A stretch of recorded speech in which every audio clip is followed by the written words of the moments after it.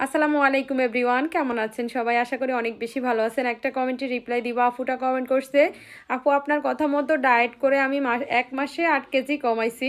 Thank you আপু এত সুন্দর একটা রিভিউ দেওয়ার জন্য। আপুটার কাছে আমার একটা প্রশ্ন আছে, আপু আপনি কি শুধু আমার কথা মতো আমি যে ডায়েট চার্টগুলো দিয়ে থাকি এগুলা ফলো করেই এত কেজি ওজন কমাইছেন, নাকি আমার থেকে স্লিমিং গ্রিন কফিটা অর্ডার করছেন? প্লিজ একটু জানাইন।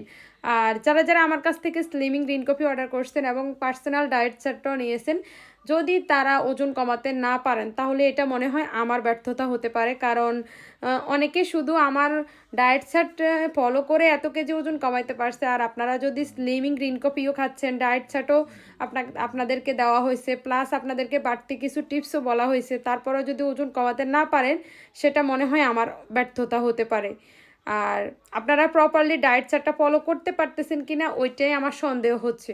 কারণ অনেকেই কিন্তু লাল আটাটা পাচ্ছে না। অনেকেই আমাকে বলে, আপু লাল আটা তো পাচ্ছি না, আমি সাদা আটা খাচ্ছি। সেক্ষেত্রে আমি বলবো সম্পূর্ণ রং।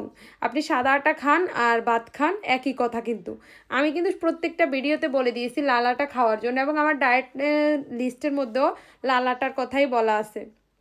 তো আশা করি আপনারা বুঝতে পারতেছেন।